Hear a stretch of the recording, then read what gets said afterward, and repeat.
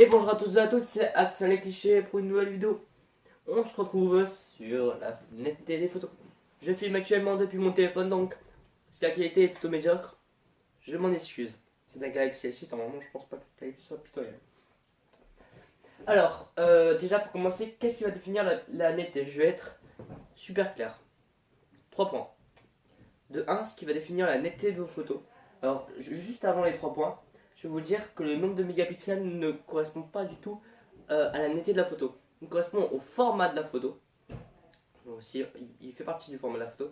Et au format d'imprimage maximal, au format maximal d'impression de la photo. Voilà. Le premier point qui va intervenir sur la netteté de votre photo, ça va être exclusivement l'objectif.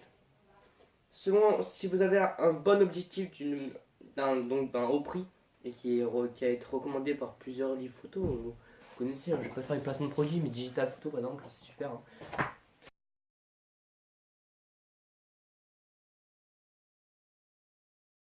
Ça dit tout de toute façon, vous n'allez pas chercher très loin. Euh, voilà, ils vous proposeront une liste de produits et vous aurez l'embarras de choix, même si les prix sont un peu exigus, je dirais. Sinon, si vous avez pas beaucoup d'argent, il y a mon frère qui va arriver dans le moment pour me déranger. Si vous avez peu d'argent, ce que je vous conseille justement, c'est de acheter un objectif à focale fixe. Donc un 50 mm par exemple. 50 mm, je crois que ça coûte, je dirais 130 euros pour les Canon, et pour une Nikon, ça va être, je crois que c'est des 40 mm. Et en fait, ces objectifs sont pas forcément pour le paysage, mais ils sont exclusivement pour le portrait, photo de rue, ou choisissez pour la macro, je crois. Ils sont plutôt bien pour la macro, mais il y a d'autres objectifs pour la macro. Et en fait, ils ont un piqué de netteté, comme c'est des focales fixes, ils ont un piqué de netteté qui est très très haut, et votre photo, et vous avez de très grandes chances que votre photo soit nette. Je dis bien des très grandes chances. Pour là, le deuxième qui va intervenir, c'est la taille du capteur. Mais ça, vous ne regardez pas souvent.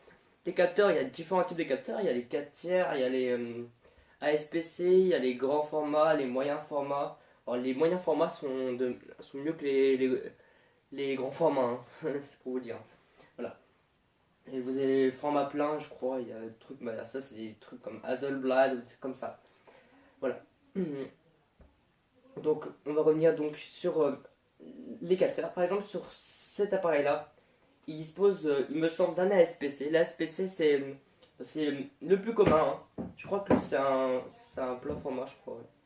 Ouais, lui, je crois que c'est un plein format. Et en fait, selon la taille du capteur, vous aurez une qualité d'image et un format de photo qui pourra être amélioré, mais ils n'interviennent pas forcément trop sur un été. Le troisième et dernier point qui englobe plusieurs choses, c'est ça, la bague de mise au point. Alors, sur cet appareil, elle est comme ça. Hein. Vous avez juste à la régler. Vous pouvez même régler si vous avez des lunettes ici, juste ici. Vous pouvez régler par ici, afin de l'ajuster à votre myopie. Voilà, il y a une limite. Hein. Et là, il y a une bague de mise au point carrément. C'est un petit peu, c'est un télézoom, il me semble, ouais, de Tamron. C'est un télézoom et il y a une bague de mise au point pour régler la netteté. Et il vous suffit de regarder dans l'objectif. Vous connaissez le système, je suppose. Sinon, vous ne regarderez pas cette vidéo. En tout cas, j'espère que vous avez aimé la vidéo. Je pense pas avoir oublié un point, il me semble. Non, je pense pas en avoir oublié. En tout cas, j'espère que vous avez aimé la vidéo. N'hésitez pas à lâcher un pouce bleu. Ah, si. J'en ai oublié un. La focale. La focale. La focale. Si vous voulez faire du portrait, vous devriez vous balader entre f6 et f11 maximum.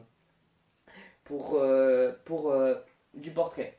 Pour du paysage, ce serait de f11 à f22 le mieux. Même je dirais F9 plutôt, parce que j'utilise F9. De F9 à F22, c'est la plage, la meilleure plage possible. Voilà. Parce que ça intervient énormément sur la netteté de votre photo. Hein. Parce que, par exemple, à F2, de F1,4 à F6 à peu près, vous aurez qu'une partie de la bouteille qui sera nette. En revanche, si vous avez F9, plus vous montez en F, donc en ouverture, c'est pas la focale, je dis comme c'est l'ouverture. Plus vous monterez en ouverture et plus le sujet qui sera lent et sera net. Voilà, c'est le principe. En tout cas, j'espère que vous avez aimé cette vidéo. N'hésitez pas à lâcher un pouce bleu, vous abonner, partager comme d'habitude. Là, je sais pas ce que j'ai à la bouche, ça me fait super mal. Et puis moi, je vous laisse sur ça et je vous dis Bye bye, clap.